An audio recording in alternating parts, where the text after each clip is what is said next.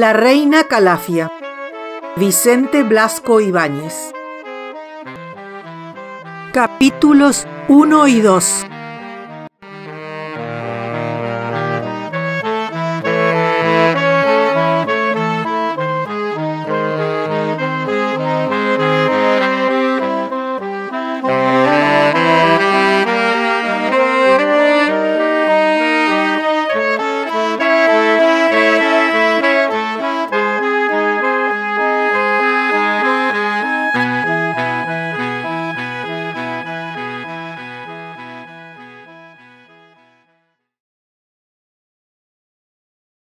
Capítulo 1. Lo que hizo una mañana el catedrático Mascaró al salir de la Universidad Central. 4 veces por semana, después de explicar su lección de historia y literatura de los países hispanoamericanos, don Antonio Mascaró volvía paseando a su casa, situada al otro extremo de Madrid. En los primeros años de su existencia matrimonial había vivido cerca de la universidad. Luego, al crecer su hija única, doña Amparo, su esposa, que se arrogaba un poder sin límites en todo lo referente a la administración y decoro de la familia, había creído oportuno trasladarse lejos de este barrio, frecuentado por los estudiantes. Él, además, había hecho algunos viajes al extranjero, acostumbrándose a las comodidades de otros países, y encontraba cada vez menos tolerable la vida en caserones construidos con arreglo a las necesidades del siglo anterior. Don Antonio, después de lo que había visto en el otro mundo, así llamaba él a América, aceptó con gusto la casa escogida por su esposa en los límites del barrio de Salamanca, cerca de la Plaza de Toros, con teléfono en la portería, ascensor en la escalera, solo para subir, y cuarto de baño que, aunque pequeño, tenía los aparatos en uso corriente, no estando ocupada su bañera por cajas de sombreros, como ocurría en otras viviendas. Un hombre de progreso y que no era rico debía contentarse con esto y no pedir más. La casa quedaba muy lejos de la universidad, pero esto le imponía la obligación de dar 8 largos paseos, cuando menos todas las semanas, ejercicio oportuno y útil para un aficionado a la lectura que pasaba gran parte del día con los codos en la mesa, la frente entre las manos y los ojos algo miopes, junto a las páginas de un volumen. Terminada su clase, iba deteniéndose en varias tiendas y puestos de libros viejos, cuyos dueños le saludaban con cierta devoción al darle cuenta de las novedades adquiridas. Todos ellos conocían la especialidad del catedrático, obras antiguas o modernas sobre América. Pero a veces, salvando las fronteras de la ciencia histórica, Mascaró extendía sus compras a las novelas y los libros de versos. Algunos no se extrañaban de estas adquisiciones. Repetidas veces, al comprar al peso, por el precio del papel, rimeros de volúmenes olvidados, había visto 2 novelas históricas y una colección de poesías, obras escritas por don Antonio cuando era joven y explicaba literatura general en una universidad de provincia. Así, de librería en librería, iba aproximándose a la Puerta del Sol y a partir de esta plaza olvidaba las ideas que le habían acompañado durante su marcha por las estrechas e incómodas aceras del viejo Madrid. En la amplia calle de Alcalá se creía otro hombre. Ya no era un catedrático de vida monótona y limitadas aspiraciones. Reaparecía el profesor Mascaró, delegado de España en congresos internacionales, y también el conferencista que había visitado numerosas universidades de las 2 Américas. Yendo hacia la parte moderna de la ciudad, donde estaba su casa, se iba transformando interiormente. Su vista parecía aumentarse al encontrar el amplio desgarrón de la gran avenida terminada por el arco de la Puerta de Alcalá y las arboledas del Retiro. Creía encontrar en sus pulmones otro sabor al aire. Sus pies, al posarse sobre el asfalto de las aceras, removían en su memoria, por influencia refleja, los recuerdos del Boulevard de los Italianos, de Piccadilly o del Broadway. En esta última parte de su paseo era cuando se sentía más ágil y alegre, cuando se le ocurrían sus mejores ideas, como si el deambular fácil, sin los empellones, tropezones y malos olores del viejo Madrid, ejerciese una acción benéfica sobre su inteligencia. Una mañana de primavera, volviendo de la universidad, se detuvo indeciso don Antonio en la Puerta del Sol. Le atraía la calle de Alcalá con su atmósfera de oro ligero y su agitación de las horas meridianas. Luego pensó en subir a un tranvía para llegar más pronto a los jardines del Retiro y pasear por sus avenidas hasta la hora de comer. En su casa, como en muchos hogares de Madrid, la hora de sentarse a la mesa era las 2 de la tarde. Tenía tiempo sobrado para vagar por este parque que él amaba tanto como el Museo del Prado, las dos cosas mejores de la villa, en su opinión. Pero al final se sintió atraído por un tercer deseo, como le ocurría siempre en momentos de duda. Tal vez será mejor hacer una visita a Ricardo Balboa. Llevo 2 días sin verlo y temo encontrarle enfermo. Con estos que andan mal del corazón, nunca está uno seguro. Y subió a un tranvía, el de su mismo barrio, pues el ingeniero Balboa vivía cerca de su casa. Quedó de pie en la plataforma trasera para ver los automóviles y coches de caballos que pasaban casi rozando los 2 lados del vehículo público. Al estar en la parte más ancha de la calle, se dio cuenta de un movimiento de curiosidad que hacía detenerse a muchos transeúntes. En el interior del tranvía, algunos se levantaron de sus asientos para ver mejor, y en las plataformas sonó un cuchicheo de comentario. Todos miraban un automóvil descubierto que pasó a gran velocidad hacia el interior de Madrid, ocupado por 2 señoras. Mascaró hizo un gesto de conmiseración, como si le inspirase lástima el asombro de la gente. Total, se dijo, una mujer que guía ella misma su automóvil. Alguna extranjera. Y esto deja embobadas o escandalizadas a tantas personas como si fuese algo inaudito. Ah, país atrasado. Desapareció el automóvil, pero don Antonio, que era un imaginativo, siguió viéndolo cerebralmente y admirando a la mujer que lo conducía, a pesar de que la rapidez de su tránsito no le había permitido conocer su rostro. El catedrático guardaba de sus tiempos juveniles una admiración instintiva por las mujeres que él titulaba extraordinarias. Solo las había visto en los grabados de los periódicos o en novelas y comedias. Pero, ¡ay!, ¿ser amado por una hembra de esta especie superior? Su vida era doble. Una se desarrollaba monótonamente en la realidad y otra hervía con locos burbujeos, pero sin rebasar nunca los bordes de su imaginación. En el mundo limitado por el tiempo y el espacio, era un esposo fiel y mostraba un cariño tolerante y algo irónico a su doña Amparo, que le había hecho padre de Consuelito. Además, veía a través de esta hija única todas las ilusiones y deseos de su existencia práctica. Pero a solas y en el misterio de su cráneo, era un voluptuoso desenfrenado, un héroe insaciable del amor que corría las más estupendas aventuras, pasando sin escrúpulos de una a otra o acometiendo muchas a la vez. Esto, en realidad, no le proporcionaba otras fatigas que las cerebrales, y su imaginación, una vez metida a fabricar pecaminosos fantaseos, no conocía el cansancio. En su juventud le habían hecho soñar las grandes artistas de ópera. Ser el hombre preferido por una de aquellas tiples, hermosas y célebres, cubiertas de joyas, buscadas por los monarcas y los grandes millonarios.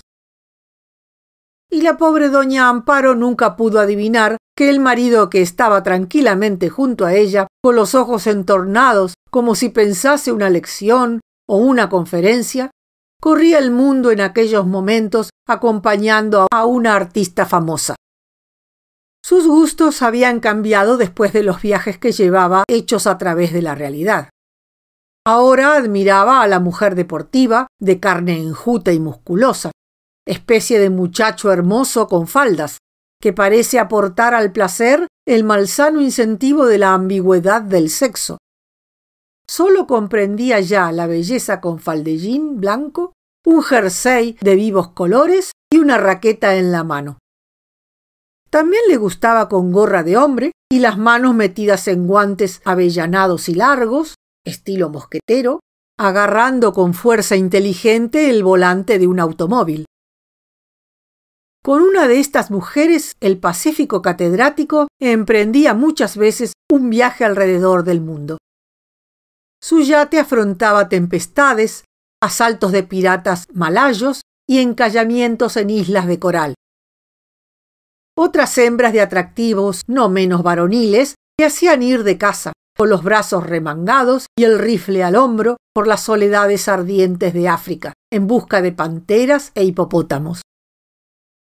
En repetidas ocasiones había atacado también, cuchillo en mano, por salvar a sus compañeras, a un oso blanco 3 veces más grande que él, sobre la infinita llanura del mar polar congelado.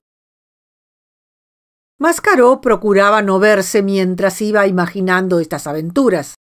Temía cortar de golpe las novelescas excursiones al darse cuenta de su estatura menos que mediana, de su cara morena en la que empezaban a profundizarse las arrugas, de su pelo de meridional, antes intensamente negro y ahora gris en los aladanes de la cabeza, de su aire de señor bonachón que parecía esparcir confianza y tranquilidad ante sus pasos. Él prefería al otro Mascaró que se agitaba en su cerebro como un demonio seductor, enloqueciendo a las mujeres solo con mirarlas, haciéndolas marchar detrás de sus talones como bosquecillos sumisos, dejando a una para tomar a otra sin misericordia. Mozo guapo capaz de meter miedo a la misma muerte y que cuando tiraba de revólver hacía huir al rival amoroso o a las muchedumbres cobrizas amarillentas o negras que le salían al paso, sin fijarse en que iba acompañando a una o varias señoras. El grave catedrático acababa por reír de sus desenfrenos imaginativos cuando al fin, ahito de ellos, sentía agotada su invención. Pero esta burla a su vida interna era bondadosa y tolerante. Parecía perdonarse a sí mismo con su risa e igualmente a la mayor parte de los humanos. Por suerte, pensaba, nuestra frente es de hueso y no puede reflejar las imágenes que se agitan detrás de ella. ¡Ay! Si fuese como el vidrio del acuario, que deja ver la vida inquieta y nerviosa de los animales que colean y se persiguen al otro lado. Estaba seguro Mascaró de que la vida social no podría durar 24 horas si todos viésemos lo que piensan los demás, si contemplásemos el desarrollo cinematográfico de la imaginación, que trabaja por su cuenta, negándose a obedecernos y nos crea una segunda vida sin hacer caso de los escrúpulos de nuestra conciencia. Los hijos no respetarían a sus padres si conociesen todo, absolutamente todo lo que piensan. Los esposos fieles materialmente sentirían asombro al verse tan distanciados y hostiles por los caprichos de la imaginación. Los nietos se asustarían al leer a través de las arrugas frontales del abuelo los desenfrenos de su fantasía. Por eso, cuando las personas de vida austera llegan a una extrema vejez y pierden la disciplina impuesta por la razón, asombran muchas veces por las expresiones desvergonzadas de su locura senil, mostrando una segunda personalidad ignorada por todos. El hombre de gobierno, el que administra justicia, todos los varones de aspecto grave y palabra severa que son pastores de sus semejantes, ¿en qué situación se verían si su cráneo transparentase los pensamientos desordenados, los deseos monstruosos que cruzan el cerebro como un relámpago cuando la imaginación vagabundea? Muchos seres tranquilos y de existencia monótona, seguía diciéndose el catedrático, Tenemos un harén en nuestro pensamiento y nos refugiamos en él para consolarnos de nuestra vida mediocre. Las mayores aventuras amorosas, las voluptuosidades más inauditas, no han existido tal vez nunca en la realidad. Las inventaron para su recreo mental y solitario, tranquilos padres de familia. Si don Antonio veía a su esposa en mitad de sus aventuras imaginativas, este recuerdo parecía infundirles un nuevo atractivo. Creía vengarse con tantas infidelidades ilusorias del casero despotismo de doña Amparo. Pero le bastaba recordar a su hija para que en un momento se viniese abajo todo el tinglado de sus perversidades fantásticas, sufriendo la comezón de la vergüenza y el remordimiento al volver a la realidad. La escapada imaginativa que había provocado el paso veloz de aquella dama automovilista terminó como muchos otros de sus viajes fantásticos. Vio subir al tranvía una joven que recordaba vagamente a Consuelito e inmediatamente se sintió empujado fuera de su harén, quedando confuso y arrepentido ante su puerta cerrada. Había que pensar en otra cosa. Él no podía tener inactivas sus fuerzas mentales. Necesitaba entretenerlas en jugueteos imaginativos cuando no realizaba un trabajo serio. Y olvidando primeramente a las señoras que guían automóviles y luego a todas las mujeres en general, concentró su pensamiento con la intransigente austeridad del que acaba de arrepentirse en aquel amigo que iba a visitar. No recordaba con certeza cuándo se conocieron. Era una amistad casi de la niñez. Los dos habían estudiado juntos el bachillerato.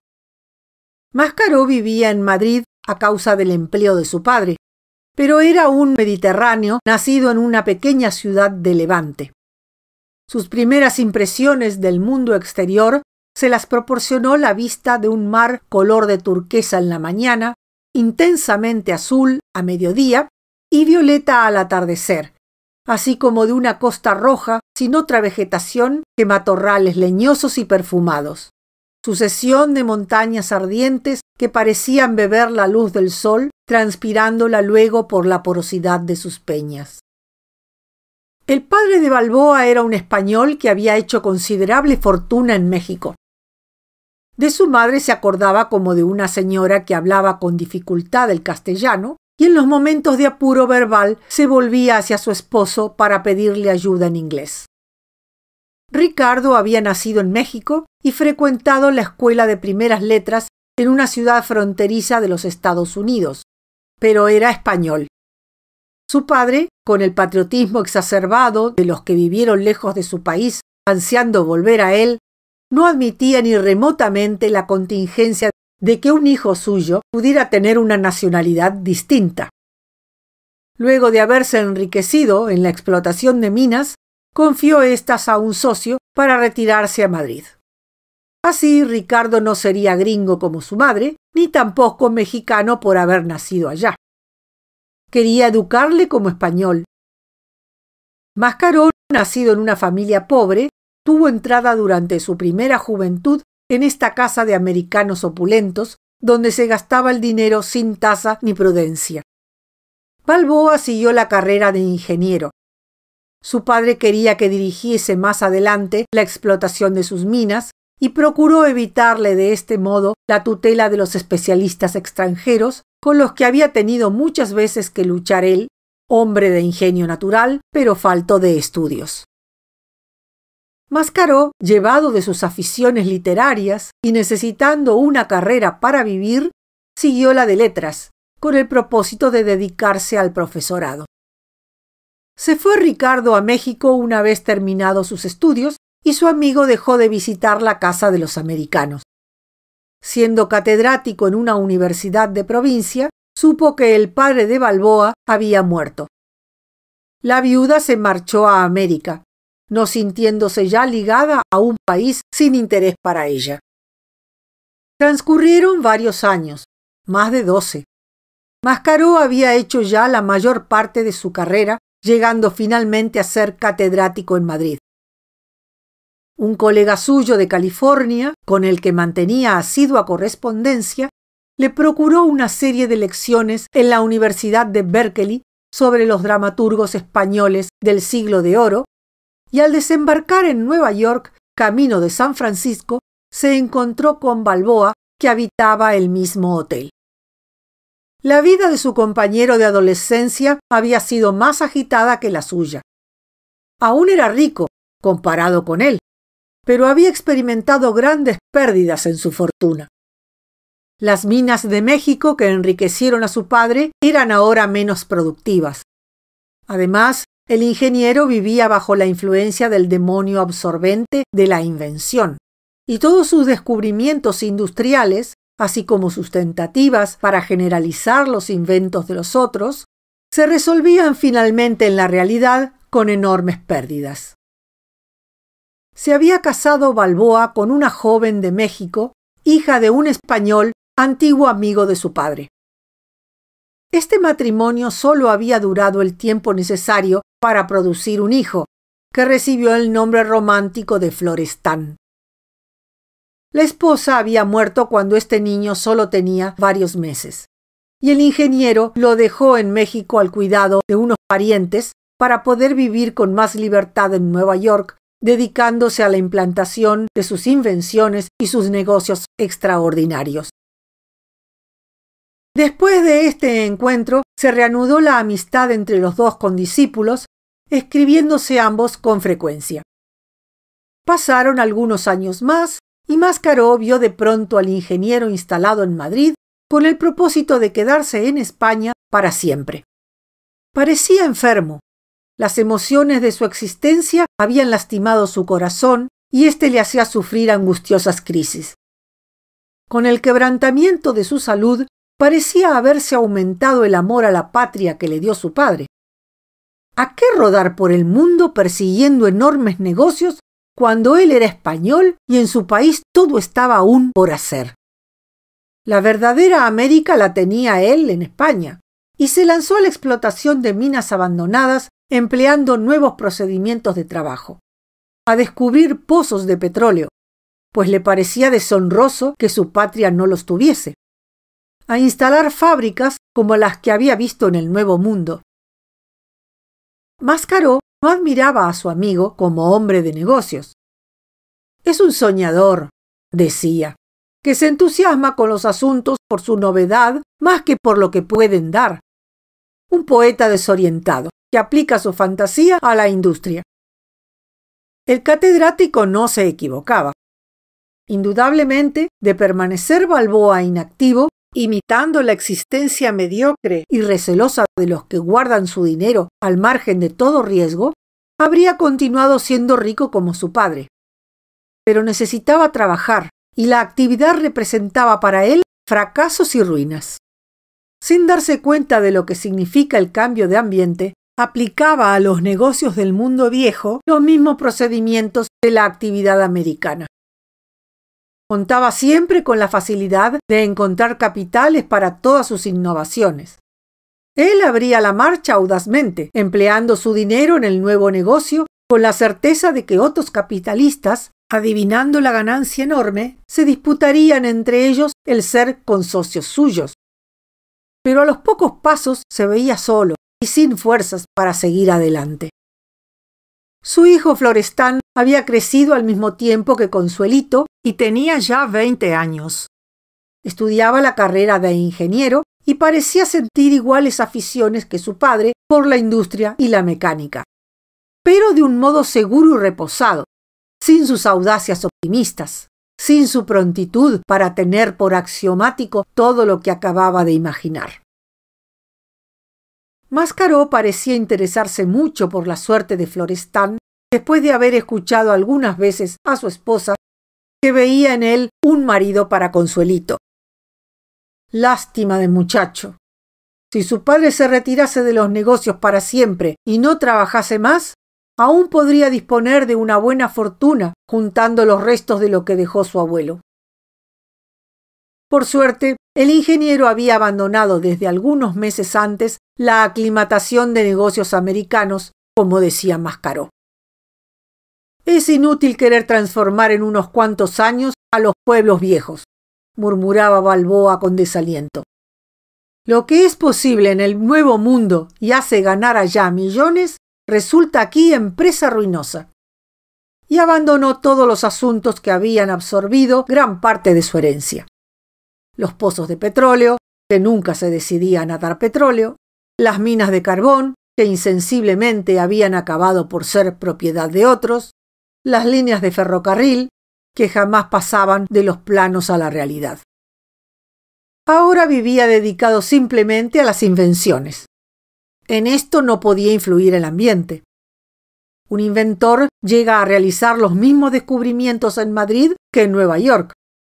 Indudablemente sufría en su patria grandes contrariedades y retrasos por falta de colaboradores mecánicos que diesen forma material a sus ideas.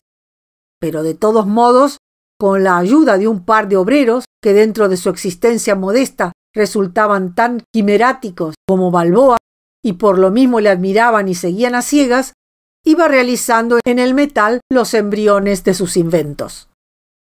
Los dos ayudantes vivían, naturalmente, a costas del ingeniero, y además todos los bocetos que construían incesantemente y las más de las veces acababan por ser arrumbados como hierro viejo, exigían cuantiosos gastos. Pero aún así, pensaba Mascaró, estos despilfarros de inventor resultan más baratos que la explotación o la fundación de las empresas industriales de antes. Además, quién sabe si un día acertara con una de esas invenciones famosas. El catedrático tenía fe en el talento de su amigo y al mismo tiempo le compadecía. Contradicción frecuente cuando se juzga a un hombre que persigue un descubrimiento sin haberlo realizado. Ahora andaba Balboa a vueltas con una invención simplemente secundaria, según él decía, pero capaz de revolucionar profundamente las costumbres privadas y hasta la vida de la humanidad entera. Había dejado a un lado las grandes máquinas, los motores de explosión de poco peso y fuerza enorme, llamados a modificar las navegaciones aéreas y submarinas. Como el artista caprichoso que produce jugueteando una obra diminuta y graciosa mientras descansa entre dos concepciones gigantescas, el ingeniero se ocupaba actualmente del cinematógrafo. En las últimas semanas no hablaba de otra cosa. Al apearse don Antonio del tranvía y entrar en la casa del inventor, estaba seguro de que sólo podía hablarle de sus estudios cinematográficos. La casa de Balboa era de igual arquitectura que la de Mascaró, solo que con más adornos y de mayores proporciones. El teléfono no estaba en la portería, sino en el mismo despacho del ingeniero, pero el ascensor marchaba con la misma lentitud y no admitía gente en su descenso. Como Mascaró era considerado lo mismo que si fuese de la familia, una criada le hizo entrar sin anuncio en un gran salón convertido por Balboa en pieza de trabajo. Tuvo que pasar el catedrático entre varios tableros montados sobre caballetes que formaban largas mesas. Estas mesas tenían clavados en su madera dibujos lineales y otros bocetos de soñador de la mecánica. Las paredes, ornadas por el arquitecto constructor del salón con molduras blancas, estaban cubiertas de marcos que guardaban bajo cristal paisajes montuosos perforados por bocas de minas, cortes geológicos con varias capas de colores superpuestas, máquinas de uso inexplicable. Estos cuadros despertaban en Mascaró la misma sensación que los retratos borrosos, coronas ajadas y otros recuerdos fúnebres que guardan piadosamente ciertas viudas para no olvidar un momento las acciones del muerto. Casi todos estos adornos de la pared recordaban un mal negocio del inventor, una empresa inadaptada o prematura que se había sorbido parte de su herencia. Balboa, que estaba inclinado sobre uno de los tableros de dibujo, levantó la cabeza y tendió su diestra al recién llegado, sin querer abandonar su labor. Era un hombre de rostro melancólico, dolorido y dulce. Llevaba la barba completa, como en su juventud, terminada en dos pequeñas puntas, y este adorno facial, así como su cabellera sobradamente luenga y descuidada, le daban el aspecto de un Cristo enfermizo y opaco, como si se le viese a través del polvo y las peladuras de un cuadro viejo. En la cúspide de su cabeza empezaba a ralear el pelo, y este, que había sido rubio, así como la barba, tomaba el tono mate de la plata desdorada. Lo que atraía inmediatamente la atención sobre su rostro era la blancura de la tez, una blancura mate, de papel poroso, que parecía absorber ávidamente la luz sin que ésta lograse hacer brillar la piel con la alegre jugosidad de la salud. Mascaró se fijó al entrar en esta palidez, reveladora de un corazón enfermo. Apreciaba el estado de su amigo por la intensidad de su blancura malsana. Al verle, después de una ausencia de 2 días, le pareció su palidez más intensa y se apresuró a pedirle noticias de su salud.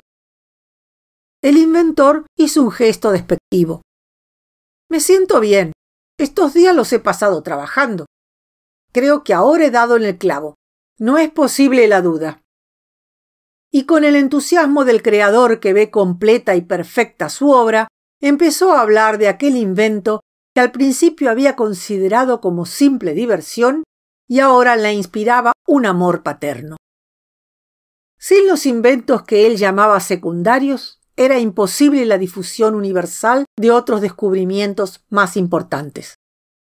¿De qué hubiera servido la invención de la imprenta, no existiendo antes el invento más modesto del papel? Las letras podían imprimirse sobre pergamino, como en los libros manuscritos de los siglos anteriores, pero solo a los ricos les habría sido dado comprar volúmenes tan costosos.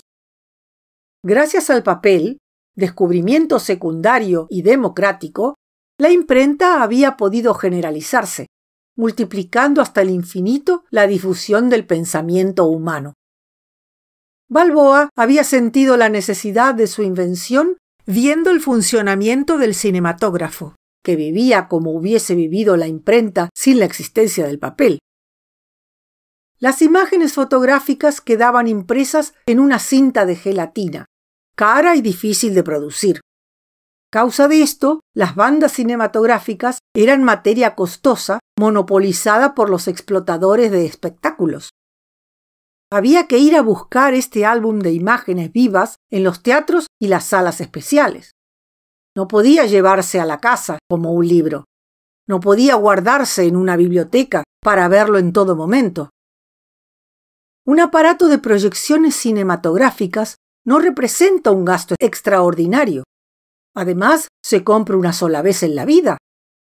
Lo costoso era la cinta, a causa de su materia. De una obra cinematográfica se hacían 200 o 300 copias, cuando más, para todos los pueblos de la tierra. Los mismos ejemplares iban pasando de unas ciudades a otras sin más limitación que la del idioma en que estaban escritos los títulos. Él iba a cambiar radicalmente todo esto con su invento. Había encontrado el medio de sustituir la cinta de gelatina con una simple tira de papel. El valor material de un rollo cinematográfico sería, gracias a su descubrimiento, tan poco costoso como el papel de un ejemplar de diario. Imagínate, Antonio, ¡qué revolución! Las gentes podrán comprar en las librerías una obra cinematográfica llevándola a su casa para proyectarla en el aparato de familia. Una novela puesta en imágenes no costará más cara que cuesta hoy impresa en volumen. Todos podrán tener en su domicilio una biblioteca de libros cinematográficos, al mismo precio que ahora la forman de libros encuadernados. Piensa también lo que será esto para la gloria y el provecho de los autores. ¿Qué puede vender hoy un novelista? 200.000, 300.000 ejemplares como éxito enormísimo. Con mi invento, una novela llegará a 10 millones, a 15 millones de volúmenes. ¿Quién sabe si a más? Los libros serán para la tierra entera. No habrá que hacer otra traducción que la de los rótulos, y muchas veces ni existirán estos rótulos, pues los progresos de la acción muda podrán suplir a la letra impresa. Gracias a mí, llegará a ser una realidad el diario cinematográfico. La imagen correrá el mundo entero y dirigirá la vida humana como hoy lo hace la letra impresa. Todo gracias al papel. Y yo, que emprendí mi trabajo sin ninguna idea de ganancia, seré rico. Inmensamente rico. No es fácil calcular lo que dará mi invento. Es para el mundo entero, abarca absolutamente a todos los humanos. La imprenta necesita que los hombres sepan leer. Mi invento es para todos los que tengan ojos, aunque vivan todavía en la barbarie. Torció el gesto Mascaró y quiso protestar de tales afirmaciones. El libro guardaría siempre su influencia. Balboa, simple inventor que solo concedía importancia a lo que fuese interesante para él, pasaba por encima del estilo literario, ignorando la fuerza sugestiva de la palabra, el arte en la expresión de las ideas. Pero don Antonio se dejó ganar al fin por el fervor de su amigo, pensando en las nuevas y enormes ganancias que proporcionaría esta innovación a los que viven del trabajo literario. No en balde había escrito versos y novelas en su juventud. Si verdaderamente has encontrado ese invento, vale más que todo lo que llevas hecho. Luego se encogió en su interior el Mascaró imaginativo y vehemente para dejar sitio al padre de familia de presupuesto ordenado. Y sobre todo vas a ganar mucho dinero, muchísimo. Ya era hora. Estas últimas palabras sacaron a don Ricardo de su abstracción entusiástica. Sus ojos y su gesto fueron los de un sonámbulo que despierta bajo una sensación de frialdad. Olvidó su invento para pensar en un episodio molesto de su vida ordinaria. «Esa señora va a venir», dijo. «Está en Madrid. Me ha hablado por teléfono desde su hotel». Fijó el catedrático unos ojos interrogantes en Balboa, sin adivinar a quién se refería. «Es la californiana Concha Ceballos, por otro nombre Mistress Douglas, de la que hablamos el último día que estuviste aquí». Mascaró agitó ambas manos sobre su cabeza, riendo al mismo tiempo.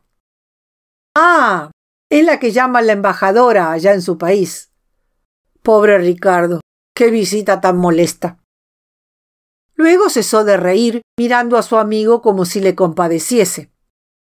Este, inquieto por la próxima visita, fijó sus ojos en el reloj que tenía enfrente. Eran las 12, y aquella mujer de actividad dominadora y carácter enérgico debía ser puntual. Iba a llegar de un momento a otro. El catedrático, que había acogido la noticia de la visita con regocijo, acabó por dar consejos prudentes a su amigo. «Ten calma. Acuérdate que estás enfermo y las discusiones y acaloramientos perturban el corazón. Piensa que es una mujer». Esto último era lo que más preocupaba al inventor. ¿Cómo mostrar la verdad a una mujer cuando no quiere verla? Además, tan caprichosa, tan violenta. Si leyeses la última carta que me envió de París. La inquietud parecía haber aguzado sus sentidos y de pronto avanzó la cabeza como para escuchar mejor. Sonaba el timbre de la puerta. «Ya está ahí». Su amigo se apresuró a marcharse. «Serenidad, Ricardo. Acuérdate de tu corazón. Ya me contarás. Vendré esta noche con mi gente». En la antesala se cruzó con dos señoras que iban hacia el salón, guiadas por una doméstica. Inmediatamente las reconoció por sus figuras más que por sus rostros. Eran las dos extranjeras que había visto pasar en automóvil por la calle de Alcalá. La que iba adelante no llamó su atención, a causa de la mediocridad de su estatura, que aún parecía más exigua comparada con la de la dama que venía después, y era la misma que guiaba el automóvil. Don Antonio tuvo que levantar un poco los ojos para ver su rostro. Era alta, soberbiamente alta, con cierto aire de aplomo y seguridad que acompaña casi siempre a las personas soberanas. Se sintió envuelto en una ráfaga de perfumes sutiles, carnales y químicos. Pensó en refinados cuidados higiénicos. Luego, en jardines de leyenda, exhalando bajo el resplandor lunar una respiración de oloroso misterio. solo pudo ver rápidamente una dentadura espléndida que juzgó casi inverosímil por su perfección. Una dentadura que parecía emitir luz entre la cuádruple orla de las encías rojas, intensamente rojas, y los labios de un rosa húmedo algo gruesos. Luego vio el color dorado de su rostro, color de naranja primeriza, oscurecido por una capa de polvos rojizos. Y finalmente sus ojos, de pupilas negras, que al pasar junto a un balcón tomaron la amarilla luminosidad de 2 monedas de oro. Estos ojos dejaron caer sobre él una mirada de majestuosa indiferencia que parecía alejar las personas y las cosas. Quedó inmóvil el catedrático a sus espaldas con gesto pensativo e indeciso, hasta que la vio desaparecer bajo la caída de un cortinaje. Él conocía a aquella señora. Estaba seguro de haberla visto en alguna parte. De pronto levantó los hombros y empezó a sonreír mientras se dirigía a la puerta de la escalera. No se había equivocado. La conocía muchos años. La había visto repetidas veces en letras de imprenta. Es ella. Es la reina Calafia.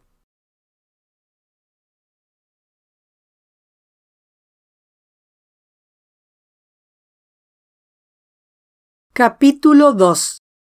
Aguas arriba en el pasado. Al ver a Balboa, sintió perderse una parte de la fuerza hostil que la había empujado hasta allí. Se sentó en el sillón que le ofrecía el dueño de la casa, mientras su modesta compañera ocupaba otro a su lado, sin esperar a que la invitasen. Fue contestando maquinalmente a los saludos del ingeniero y al mismo tiempo sus ojos no podían apartarse de él, fijos por la atracción de la sorpresa. ¡Qué viejo está! No le hubiese conocido al encontrarlo en la calle. Y mientras repetía esto en su cerebro, fue saltando mentalmente sobre un período considerable de su propia existencia. En el tiempo empleado por ella para balbucear unas cuantas palabras de cortesía, su imaginación hizo revivir más de la mitad de su vida anterior. Se vio tal como era, teniendo 14 años, allá en Monterrey, la ciudad más española de California. Los Ceballos pertenecían a la nobleza colonial. Eran descendientes de militares o funcionarios civiles que habían venido de España a México en tiempo de la dominación española, pasando después por sus empleos a establecerse en la tranquila y remotísima California. Estos hidalgos dedicados a la ganadería representaban la sociedad civil en los pueblos que habían ido creándose junto a los conventos de los franciscanos. Al separarse México de España, las misiones de California se arruinaban instantáneamente. Desaparecían los frailes, ahuyentados por las nuevas leyes mexicanas, y quedaban únicamente los hidalgos propietarios del suelo. Su vida apartada les hacía dar la mayor importancia a su noble origen y a su raza blanca. En Los Ángeles, en San Diego y otras misiones antiguas, las familias de apellidos españoles se mantenían en aristocrático aislamiento, cruzándose solo entre ellas. San Francisco era entonces una bahía hermosa, pero solitaria y sin utilidad. Aún no se había descubierto el oro californiano. Unas cuantas casas hechas de adobe junto a la iglesia de los Dolores y un fuerte en la entrada de la bahía era todo. Monterrey, puerto frecuentado por los navegantes españoles y residencia de las autoridades enviadas por el virrey de México, figuraba como la capital del país. Y en Monterrey vivían los Ceballos desde la última década del siglo XVIII, o sea, desde que llegó el fundador de la familia siguiendo las huellas del capitán Portolá. Cuando ella era niña, había oído a su padre, don Gonzalo Ceballos, y a los amigos de éste lamentarse de la invasión de los gringos y la rapidez con que perdía California su antiguo aspecto. Sin embargo, Conchita aún había conocido un Monterrey tradicional e interesante, perdido ahora para siempre. Los restos de la población amada en su niñez desaparecían, abrumados y borrados por las modernas construcciones. El Monterrey de ella era todavía hispano-colonial, compuesto de edificios de adobe enjalbegados de blanco, todos de un solo piso, y con un patio interior que recordaba la casa árabe copiada por los conquistadores procedentes de Andalucía o Extremadura en todos los países de América. Las calles eran barrancos en días de lluvia o profundos caminos de cuyo fondo se elevaban columnas de polvo al soplar el viento. Apenas se conocía el carruaje. Todos iban a caballo. Se aprendía a montarlo antes de saber andar. Atados a los sombrajes de los edificios, esperaban filas de caballos enjaezados con ricas y vistosas sillas mexicanas. Los hombres se calzaban las espuelas al salir de la cama y muchas veces dormían con ellas fijas en sus talones. La vida un poco ruda, pero patriarcal, estaba regida por las costumbres leales y hospitalarias de los pueblos que habitan el desierto. La música y la danza eran diversiones frecuentes y los únicos esparcimientos intelectuales del país. Todas las noches había baile en una casa distinguida. Hasta los señores graves y maduros bailaban el vals chiqueado, danza llamada así porque los varones interrumpían su baile para recitar a sus parejas una tirada de versos comparándolas con una rosa, una perla o algo semejante. Después de lo cual volvían a pasar el brazo por su talle y continuaban dando vueltas. Mientras las familias de apellido noble vivían entre ellas, negándose a aceptar extranjeros en sus fiestas, con un mal humor de invadidos que se dan cuenta de su vencimiento, la gente popular se divertía igualmente en las calles, valiéndose de la música y la poesía.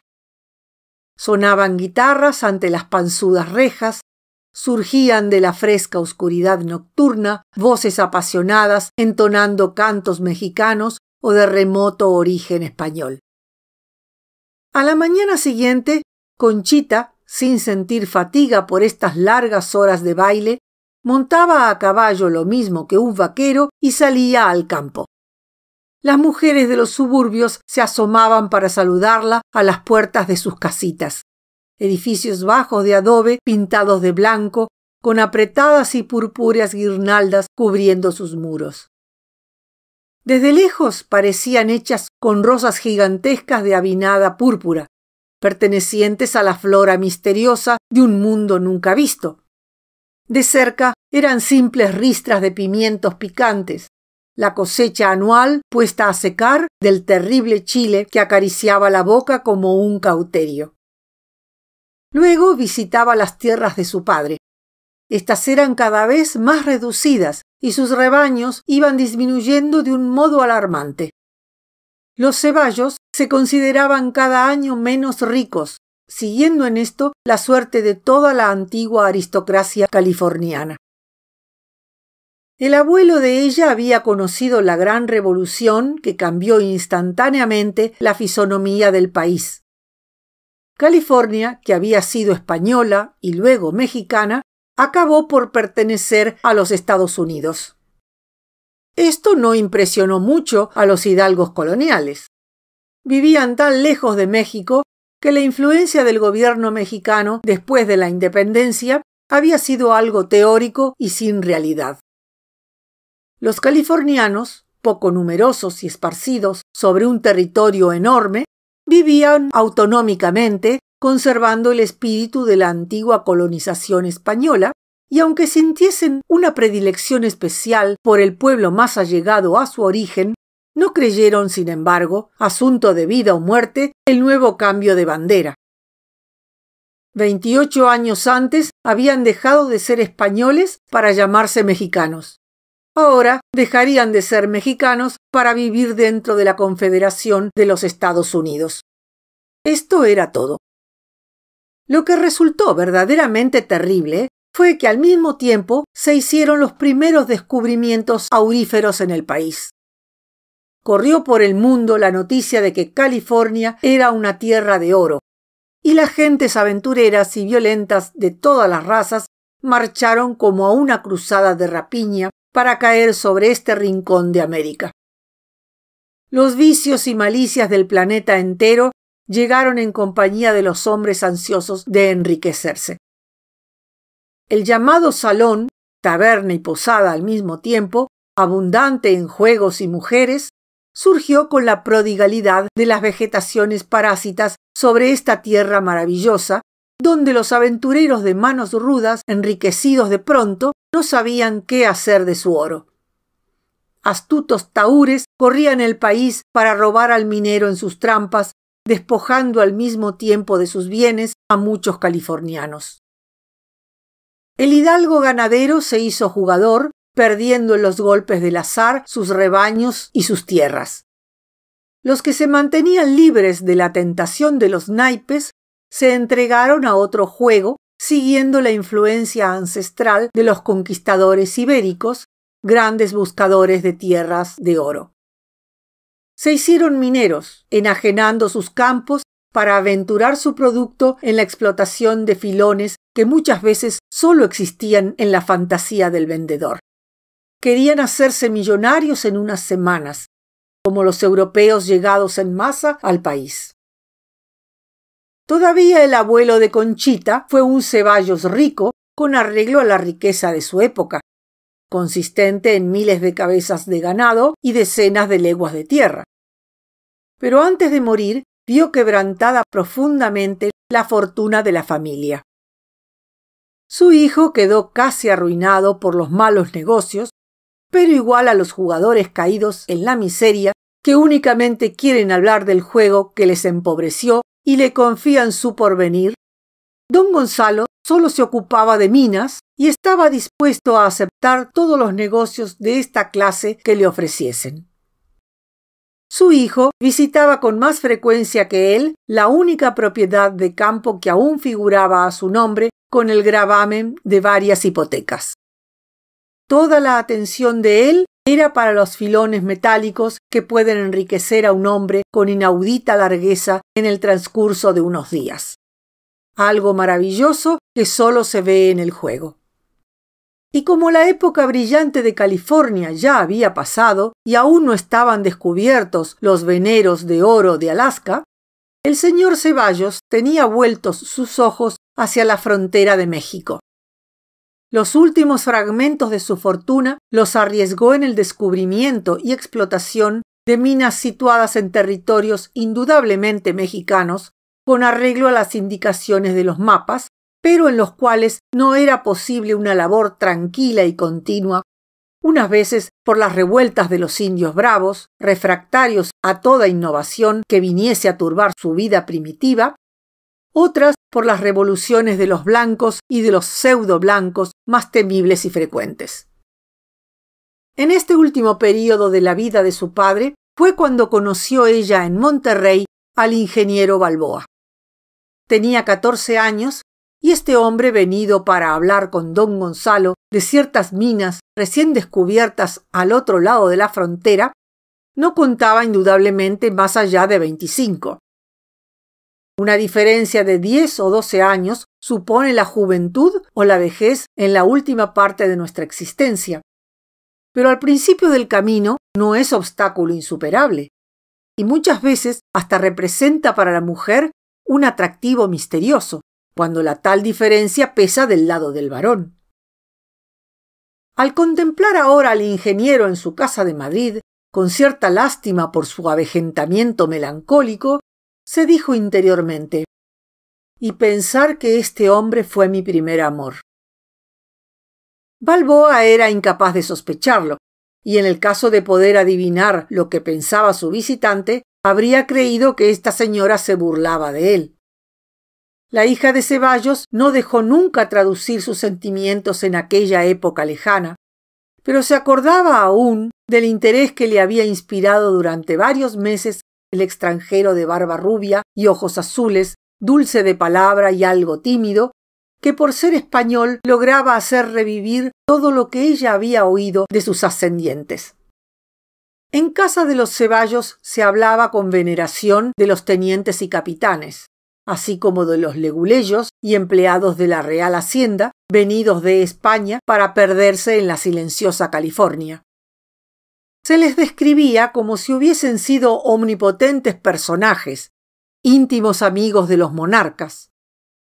Todos los cuentos maravillosos de brujas, duendes y magos que le habían contado siendo niña las criadas mestizas de la casa ocurrían siempre en viejas ciudades de España.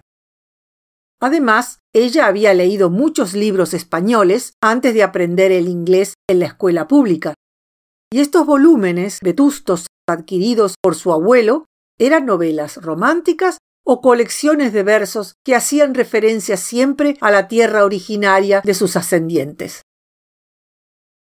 Ricardo Balboa, el primer español conocido por ella, personificó en forma tangible todos los héroes admirados en los libros. Su pasado le daba también un interés novelesco. Venía a ella como un herido sentimental necesitado de curación y consuelo, arrastrando su historia melancólica. Iba de luto y parecía triste. Su mujer había muerto en México y él tenía ya un hijo único, recuerdo de tan breve unión. Concha sintió agrandarse su amor silencioso de adolescente con abnegaciones de madre. Se admiraba a sí misma al pensar cómo podría ella rehacer y embellecer la vida de este hombre. Pero Balboa se fue de Monterrey sin haber adivinado nada, y la hija de Ceballos fue la única que conoció esta novela de amor vivida unilateralmente durante unas semanas sin palabras ni hechos.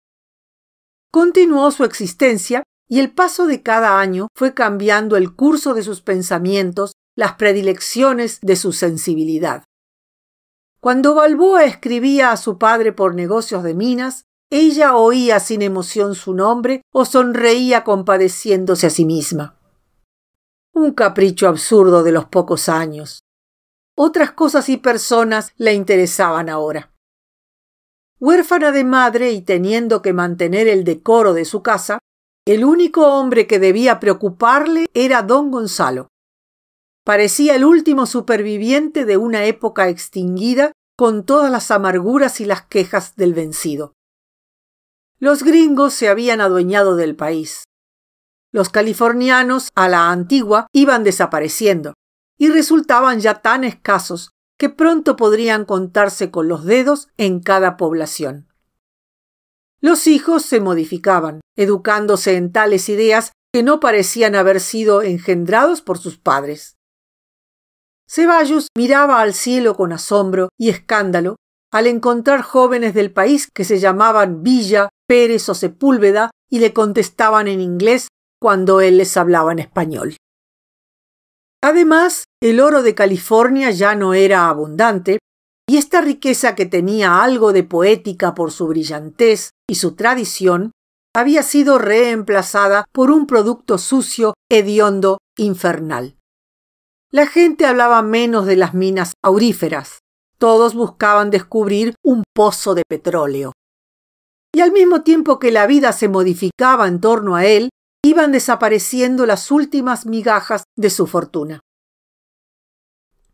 Conchita no mostraba las tristezas y desalientos de su padre al pensar en su porvenir.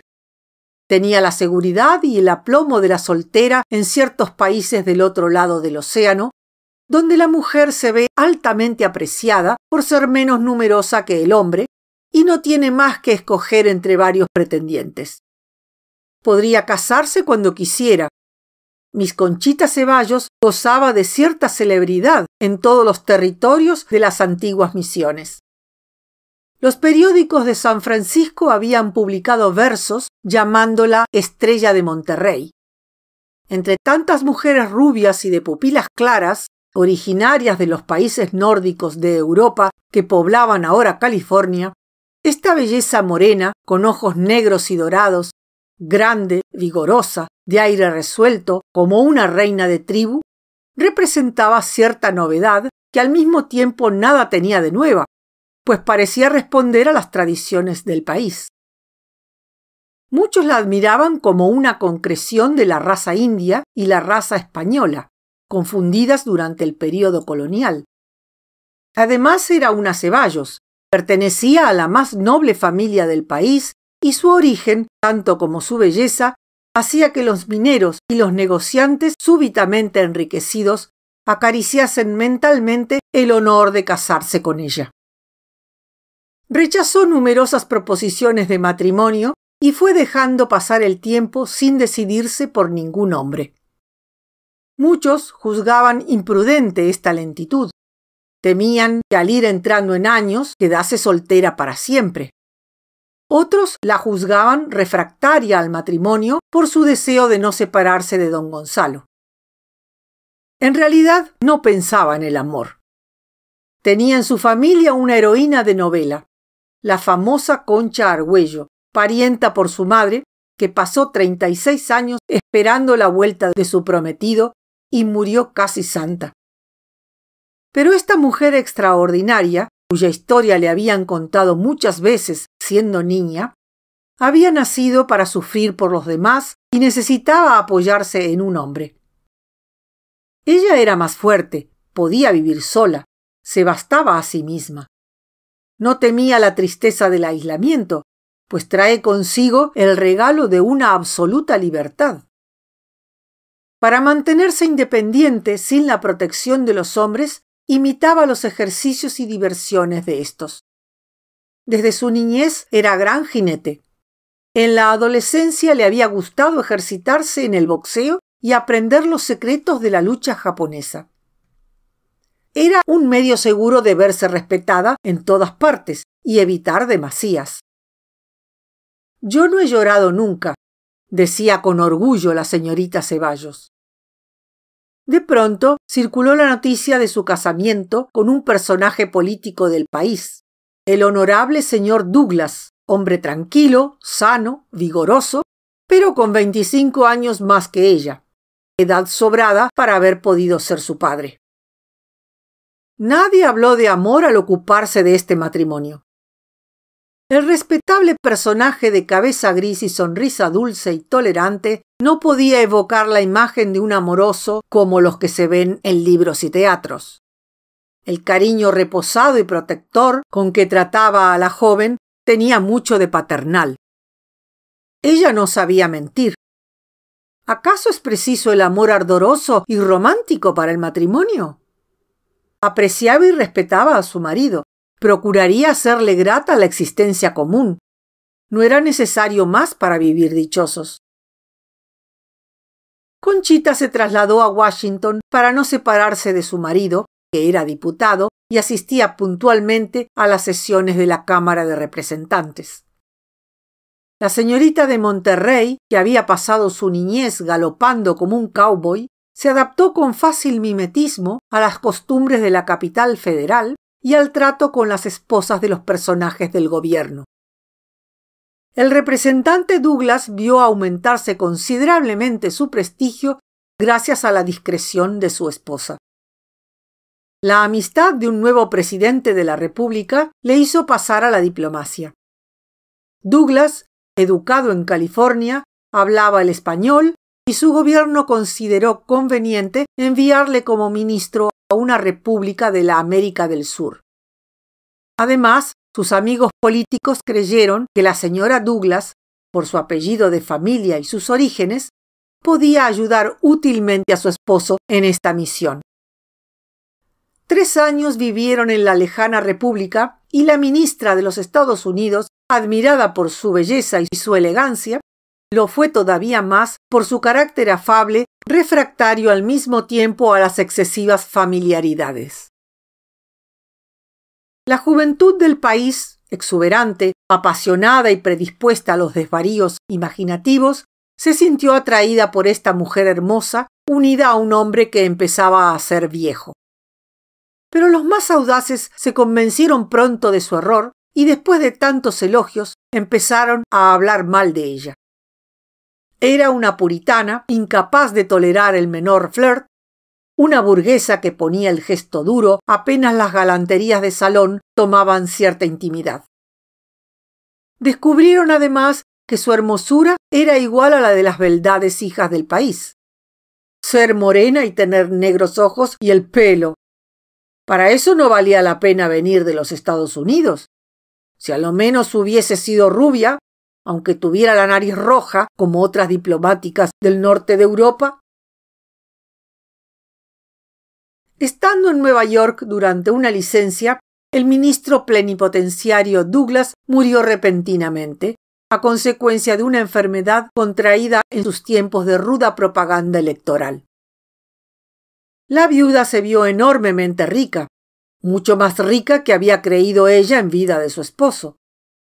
Esta fortuna estaba representada por los valores más diversos y heterogéneos: acciones de ferrocarriles y de minas, de fundiciones de acero y de pozos de petróleo. Hasta heredó la mayor parte de la propiedad de un gran diario.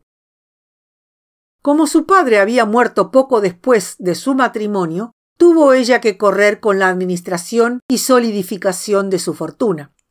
Pero la embajadora era de gran agilidad intelectual para adaptarse a las exigencias del medio en que la colocaba su destino.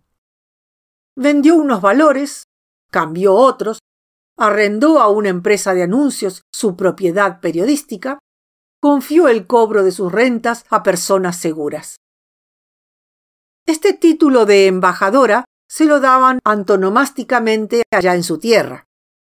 La gente une por instinto en todas partes la noción de diplomacia con la de embajada. Todo enviado diplomático es para el vulgo un embajador. Los partidarios políticos del difunto se habían acostumbrado a llamarlo el embajador Douglas, considerando este título como una gloria del país, y la viuda, por herencia, siguió disfrutando en las conversaciones el título de embajadora. Al verse en absoluta libertad y con la independencia que proporciona la riqueza, sintió un repentino interés por el bienestar de los demás, por la pureza de las costumbres públicas, así como por la defensa de los inocentes y los oprimidos. Figuró en todas las asociaciones dedicadas a la protección de animales o personas. Trabajó con vehemencia por anular los desenfrenos de la carne, disfrazados con el falso nombre de amor, así como los excesos alcohólicos. Los organizadores de toda obra filantrópica o moralizadora, al dirigirse a ella, estaban seguros de recibir el apoyo de su carácter batallador y un cheque importante. En San Francisco corrió peligros novelescos al perseguir, unida a otras personas de igual virtud acometedora, los garitos y fumaderos de opio del barrio chino, antes de que los borrase del subsuelo un terremoto famoso, así como las tabernas licenciosas y los cafés cantantes para marineros del barrio llamado la Costa de Berbería. Falta de hijos y cortando con fría urbanidad las insinuaciones de los que deseaban casarse con ella, dedicó al bien público sus entusiasmos enérgicos y a la defensa de la virtud toda la acometividad de su carácter reciamente varonil y justiciero. «Es Don Quijote», decía un profesor viejo de Los Ángeles. «No puede desmentir su raza. Los abuelos venidos de España resucitan en ella». Pero era mujer y mostraba ciertos desfallecimientos de voluntad que le hacían olvidar por algún tiempo sus obras filantrópicas.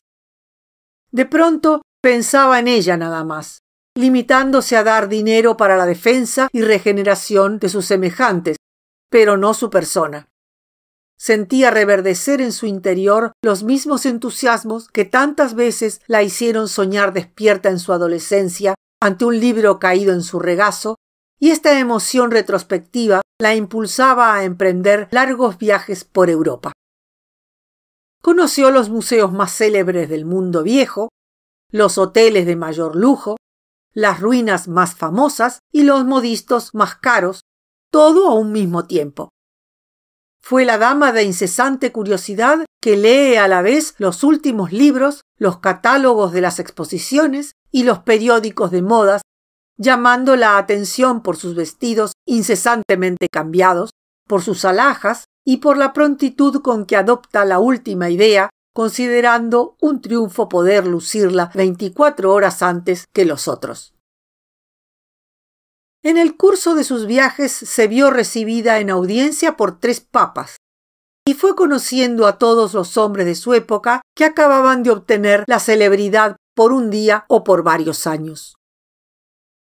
pronto se fatigó de viajar, acompañada solamente de una doncella francesa.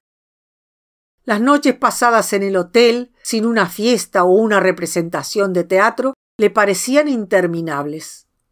Además, en ciertas naciones de Europa, una mujer elegante y hermosa que va sola de un lado a otro tiene que mantenerse en actitud defensiva, a causa de la audacia de muchos hombres que se desorientan y equivocan. Al morir Douglas, se dio por seguro, en breve plazo, un segundo matrimonio de su viuda. Era joven y fatalmente debía encontrar un hombre que le hiciese conocer el amor, después de su tranquila amistad con el primer esposo. Estas suposiciones llegaban a irritar a la viuda cuando hablaba con sus amigos. El amor. ¿Por qué debía ella conocer el amor sometiéndose a la esclavitud de sus alegrías violentas y sus cóleras celosas? Renunciaba a él sin pena. Era para una minoría de neuróticos y desequilibrados que necesitan vivir dramáticamente entre conflictos por exigencia de su sistema nervioso. Ella quería ser como la gran mayoría de los humanos, que prefieren el cariño tranquilo y la amistad a las tormentas del amor pasional. Además, había resuelto mantenerse fiel al recuerdo de Douglas. Era su deber. Conocía algo más fuerte y noble que el amor: la gratitud. Su marido le había dado la riqueza y ella la tenía en mucho, porque afirma la independencia individual. El dinero es un instrumento libertador y la viuda amaba sobre todo su libertad. Le había tocado la suerte de encontrar un hombre bueno, tolerante y discreto, que además había asegurado al desaparecer la independencia y el decoro de su vida futura. Le bastaba con esto. No debía repetir tan arriesgado juego. Ya había conocido a los hombres. Tenía marcado para siempre un sitio en la sociedad. Sería la viuda rica, independiente y respetada por todos. Era locura cambiar esto por el tal amor que solo resulta interesante en las novelas.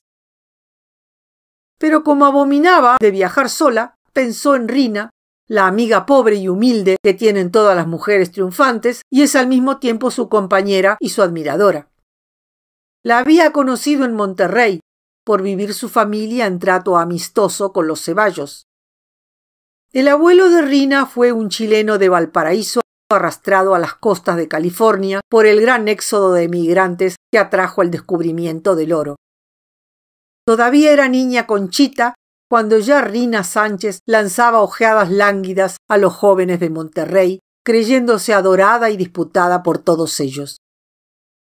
Una diferencia de más de 8 años existía tal vez entre las dos, pero Rina aún estaba soltera, ostentando, unas veces con orgullo y otras con desaliento, su cualidad de señorita, mientras la señora Douglas era una viuda, doblemente respetada por su estado y por el nombre de su esposo. Según iba entrando en años, se mostraba Rina más sentimental e ingenua, como si retrogradase hacia la infancia, aplicando a todos los actos de su existencia un criterio pueril y una timidez contradictoria, pues en ciertas ocasiones, por sobra de inocencia, llegaba a parecer insolente. La embajadora se acostumbró a la simplicidad de esta acompañante, tan pronto alegre como llorona.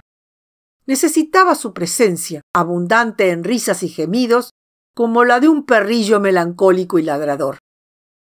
Si alguna vez se enfadaba con ella, parecía encogerse de espíritu y desaparecer, cual si la naturaleza la hubiese dotado de una retractilidad extraordinaria, no dejando presente más que su envoltura material.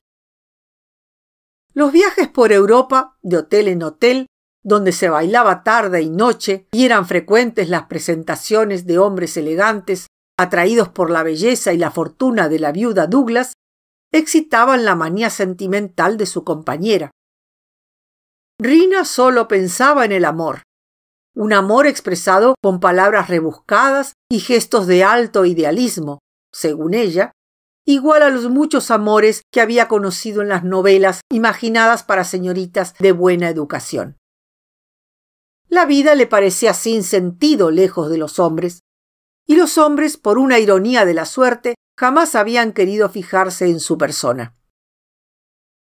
La embajadora, que mostraba una altanería hostil al hablar de ellos, se divertía interiormente haciendo relatar a Rina sus entusiasmos amorosos, así como sus esfuerzos, astucias y sacrificios para encontrar al futuro compañero entre tantos varones fugitivos o indiferentes. Para justificar la humilde derrota de su celibato, hacía Rina comparaciones mentales entre ella y su rica amiga.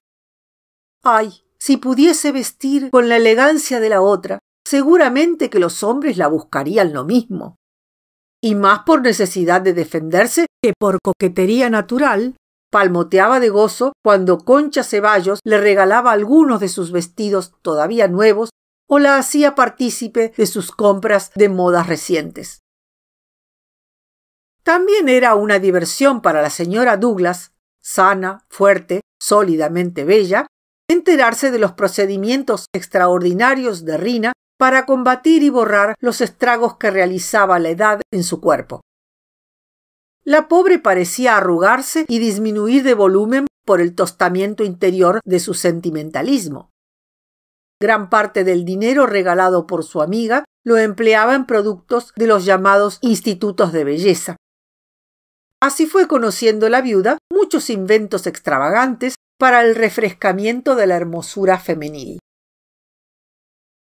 Rina era cada vez más pequeña y al mismo tiempo más joven, con una juventud extraña y desconcertante que parecía de otra humanidad habitadora de un planeta remoto. Los que la habían visto un año antes en alguno de los hoteles célebres de Europa, al encontrarla después tardaban en reconocerla y únicamente lograban restablecer su identidad por ir al lado de su amiga, cuya belleza resultaba invariable. Un año era rubia y al año siguiente de pelo negro o castaño.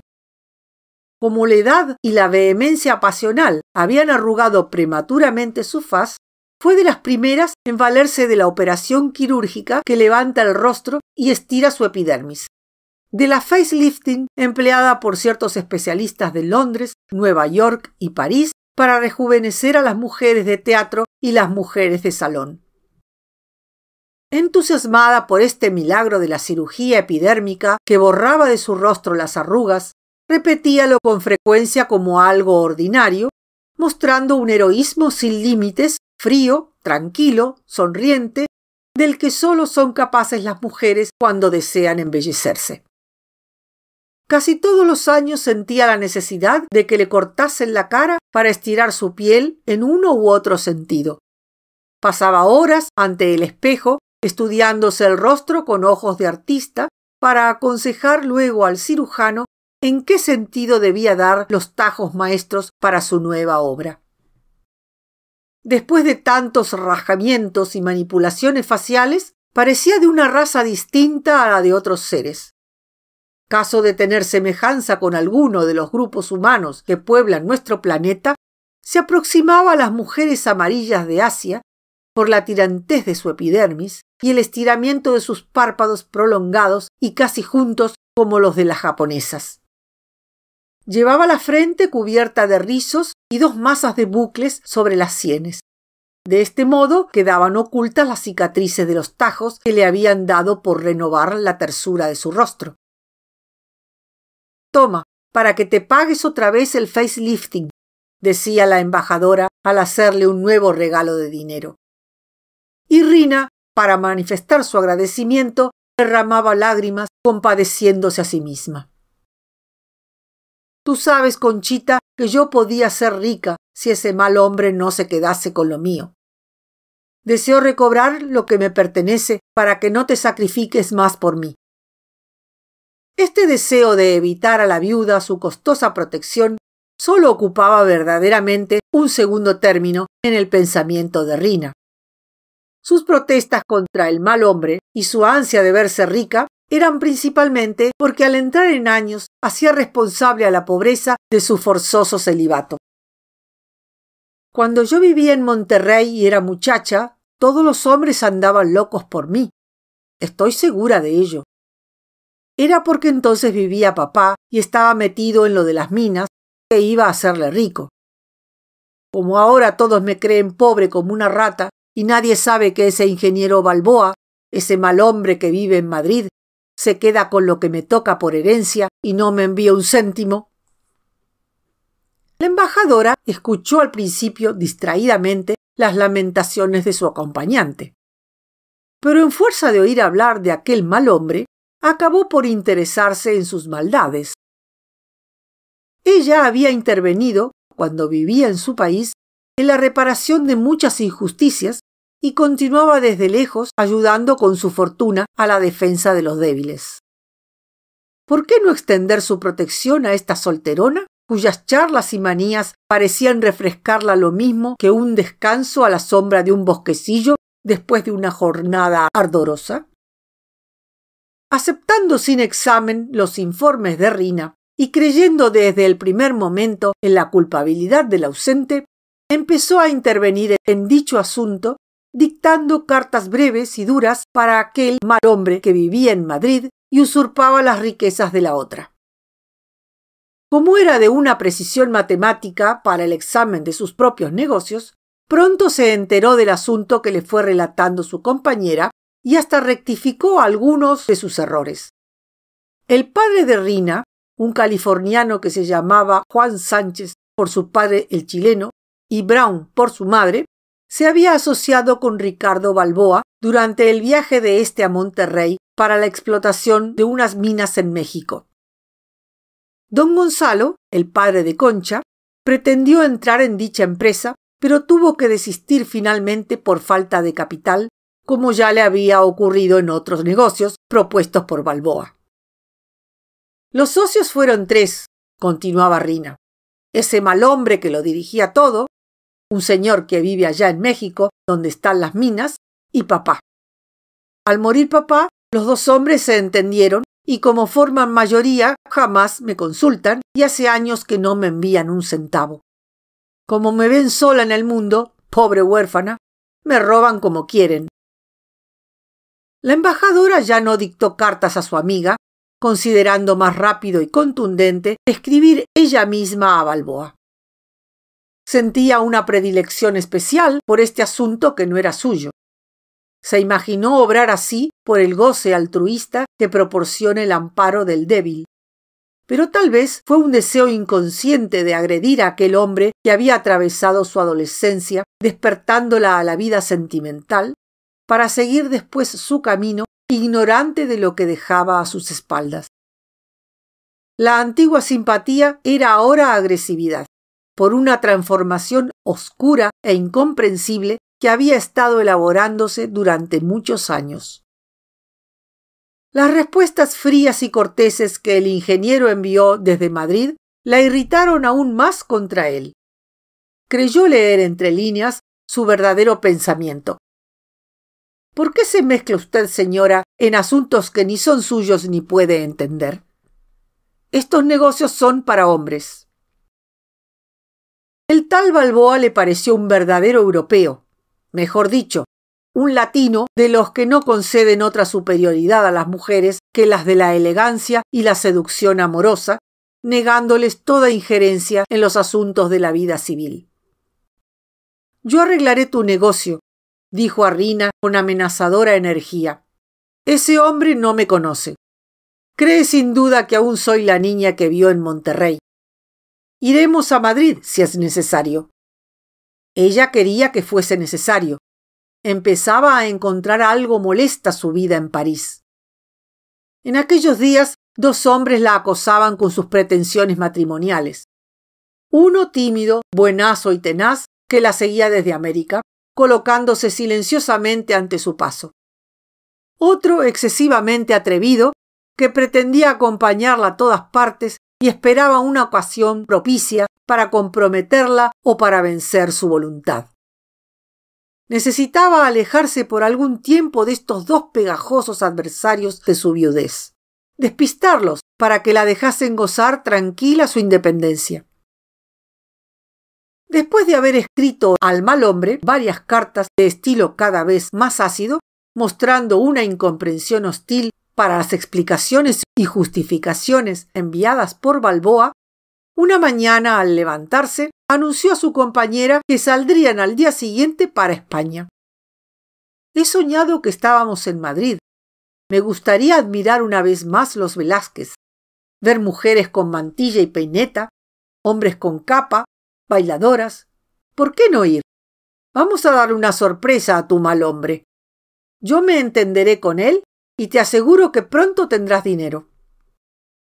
Dio unas semanas de asueto a su doncella francesa para que visitase a su familia, y allí estaban las dos en el salón de Ricardo Balboa, convertido en gabinete de trabajo, sentadas en hondos sillones frente a la mesa ocupada por el ingeniero.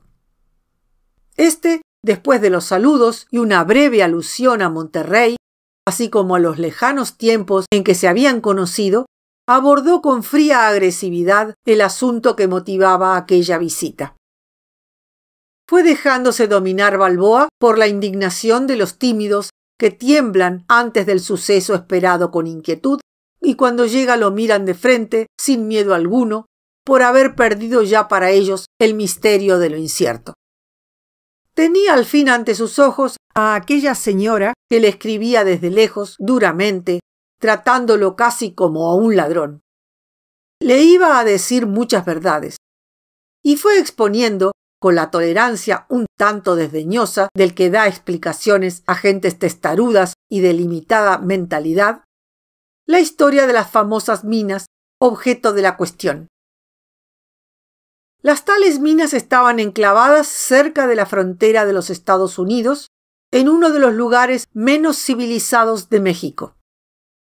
Los indios llamados yaquis, que viven una existencia independiente, interviniendo en la vida mexicana solo para batirse con sus revoluciones, habían perturbado muchas veces los trabajos de esta explotación. Pero de todos modos, las minas, aunque con frecuentes paralizaciones, habían sido trabajadas al principio dando algunas ganancias. Esto había sido mientras estuvo sometida aquella tierra al gobierno dictatorial de Porfirio Díaz. No había libertad, pero había orden, siguió diciendo el ingeniero, y se podía trabajar en aquel país. Los extranjeros estaban defendidos por un poder que tal vez era duro, pero representaba una garantía. Después no ha habido libertad ni orden. Y mirando fijamente a la embajadora, que le escuchaba con rostro impasible, estirando el labio superior y pretendiendo turbarle con la fijeza de sus ojos, continuó sus explicaciones. Había empezado allá una revolución de numerosos y complicados episodios que duraba más de 10 años y cuyo término nadie alcanzaba a ver todavía en el presente momento. Desde sus principios había sido una revolución social. Muchos propietarios se veían despojados de sus tierras, sus edificios y sus minas. Simples jornaleros del campo se convertían en generales o pasaban a ser altos personajes políticos. Un capataz de nuestra mina que conoció mucho el padre de esta señorita es hoy general de división y acampa con su enorme sombrero y su carabina en la rodilla, seguido de una horda de jinetes sobre los terrenos de nuestra propiedad. El socio que tenemos en la capital de México intentó al principio hacer valer nuestros derechos y quiso ir allá. Luego desistió, e hizo bien, pues dicho viaje representa un suicidio. El tal general explota actualmente nuestra mina a su modo. Esto es, vende la plata y se queda con el producto. La mina, según parece, ya no es nuestra, es del país.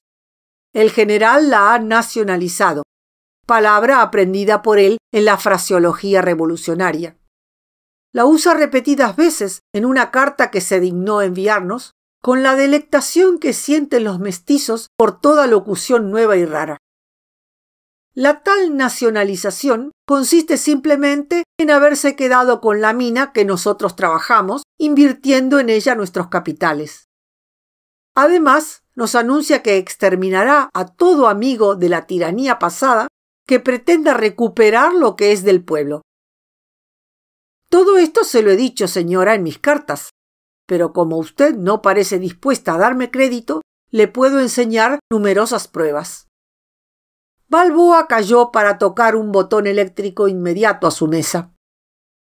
Al presentarse una criada, le preguntó si el señorito Florestan había vuelto, por ser ya la hora en que regresaba todos los días de la escuela de ingenieros.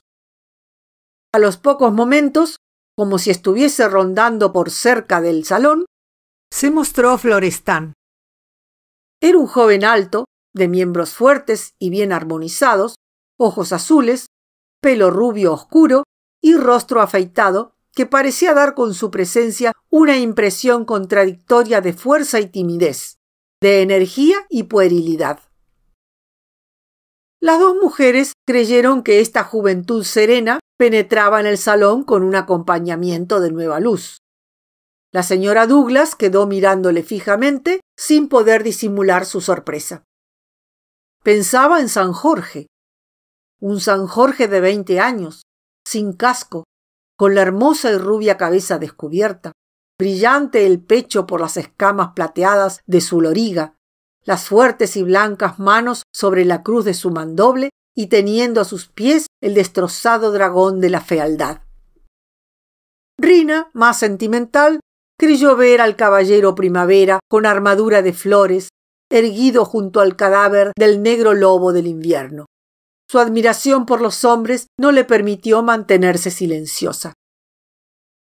«Oh, Conchita, qué prodigio», murmuró con voz susurrante. Florestan huyó su mirada de aquellos 4 ojos fijos en él con admirativa curiosidad. Luego enrojeció con un avergonzamiento impropio de su aspecto vigoroso. Casi volvió el dorso a las dos mujeres luego de saludarlas con muda cortesía, mientras se inclinaba hacia su padre para oírle mejor. «Trae el legajo de las minas de Sonora. Quiero leer a estas señoras todas las cartas que hemos recibido de allá. Busca también el resumen de los ingresos y los gastos desde el principio de su explotación». Volvió Florestan a saludar a las dos damas con tímida cortesía y salió de la pieza, ligero como un empleado que ha recibido una orden. Quedaron ambas con la vista fija en la puerta por donde acababa de desaparecer. Hubo un largo silencio. Cuando volvió a entrar el joven, con unos cartones bajo el brazo lleno de papeles, las dos señoras creyeron que de nuevo volvía a iluminarse la estancia, alejándose una nube que había pasado ante el sol. Ya no estiraba la embajadora su labio superior, ni tenía puestos sus ojos con fijeza agresiva en el ingeniero. Su dentadura esplendorosa empezó a brillar entre los labios separados por un principio de sonrisa. La luz de un balcón inmediato tembló con reflejos de oro sobre sus pupilas oscuras y aterciopeladas que buscaban a cada momento al joven a pesar de su deseo de no mirarle. Empezaba Ricardo Balboa a extraer de sus cartones aquel fajo de papeles cuando se vio detenido en su intento de lectura por la voz amable y la sonrisa de Concha Ceballos.